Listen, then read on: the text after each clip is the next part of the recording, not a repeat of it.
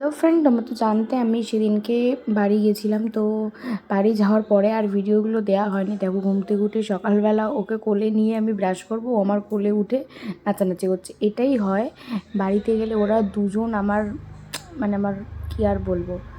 তারপরে বেরিয়ে গেছিলাম দোকানে, বৌদি আমাকে কিছু জিনিস কিনতে পাঠালো, যেহেতু আমাদের বাড়িতে একটা স্পেশাল মেনু হবে।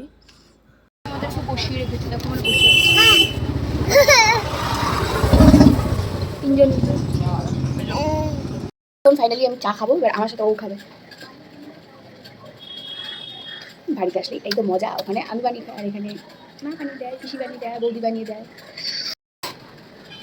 খা খা খা চায়ের বিস্কুট।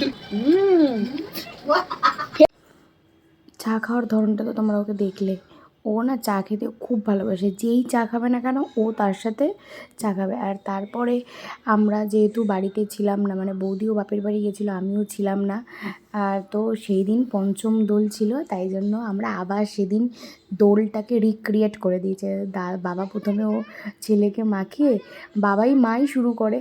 তারপরে এই দেখো বাবা, কি রোম্যান্টিক ব্যাপার আমার বাবা মার মধ্যে। ও সেই বাচ্চাদের যে ওটা ব্যাপার হয় না, যে ছোটোবেলায় হোলিটা দিয়ে সিঁদুর পরে, আমার বাবাও সেটা করলো। জিও ব্যাপার। আমার বাবা তো জানে না আমি ভিডিও করছি, ভিডিওটা ক্লিপে রেখে গেল। আর বাবাকে যখন দেখাও, বাবা পরে লজ্জা পেয়ে যাবে। এবার মা মনাকে শিখিয়ে দিচ্ছিলো, মেয়েকে। সেটা দেখে ছেলে দেখো, ওই দেখো ও পায়ে আবির দিচ্ছে।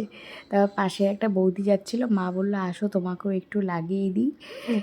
এই সব আমরা করলাম, কারণ বাড়ির লোকের সাথে আমি প্রতিবার আসি বাড়িতে, বাট এই বছর আসা হয়নি, কারণ তার আগের দিনই আমি ফিরেছিলাম। আর তারপরে আমার আর শরীরটা দিচ্ছিল না, তাই জন্য মাকে বললাম আমি কদিন পর যাব। তো বৌদিও বাড়িতে ছিল না, তাই জন্য আমার আর আসা হয়নি।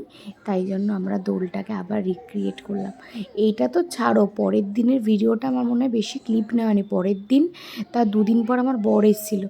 আমার বরকেও ধরে আমার বৌদি রং মাখিয়েছে, আবির দিয়েছে, রং না। আর এটা হচ্ছে আমার পিসি, আমার মেজো পিসিও এসেছিলো আমাদের বাড়ি বেড়াতে, তাই জন্য পিসিকেও একটু পায়ে আবির দিয়ে দিলাম। আর এটা হচ্ছে বড় পিসি, আমাদের সাথেই থাকে। আমি ছোট্টবেলা থেকে, আমার যখন জ্ঞান হয়েছে তখন থেকে দেখি পিসি আমাদের সাথে। তো পিসি ছাড়া আমার বাড়িটা পুরো অন্ধকার। তো পিসি সব কিছু জানে, পিসি এটা কোথায়, পিসি ওটা কোথায়। পিসি হচ্ছে সব। তারপরে পুচকাকে দেখেছো, ছেলে তো রং মেখে ও নিজের পায়ে নিজেই আবির মেখেছে, দেখো দৌড়ে দৌড়ে বেড়াচ্ছে। তারপর বোন চলে এসেছিলো ওয়্যাক্স করতে, দেখো কি জ্বালাতন। এখন বসেছি দেখো ওয়্যাক্স করতে, আমাকে বাড়ি এসে কী সহ্য করতে হয়। দেখো ওয়্যাক্স করতে বসেছি, ওর একটা পাই এখন শুধু বাকি আছে।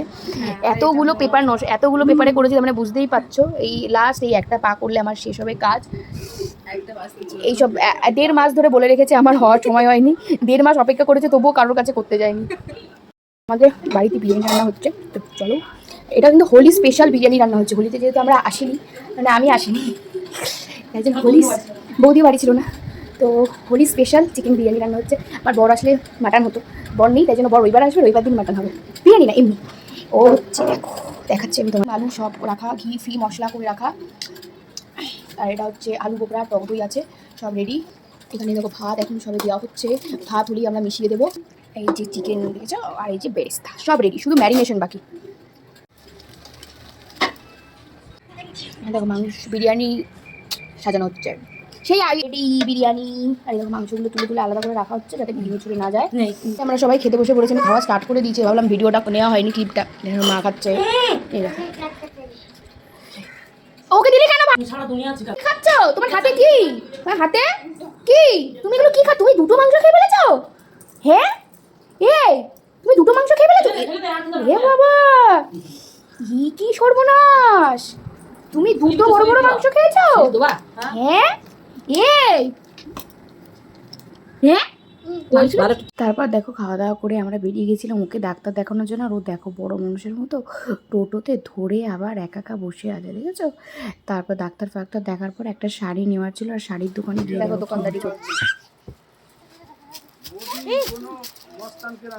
শাড়ি কিনে বড়মার মন্দিরের সামনে দিয়ে আমাদের গঙ্গার পাড়ে যেতে হয়। তো সেদিনকেও বড়মার ওখানে ভালোই ভিড় ছিল, অনেকটা লাইন। এখন তো লাইন ছাড়া ঢোকা যায় না, আগে না এগুলো ছিল না। এখন যাই হোক, কিছু কি আর বলবো।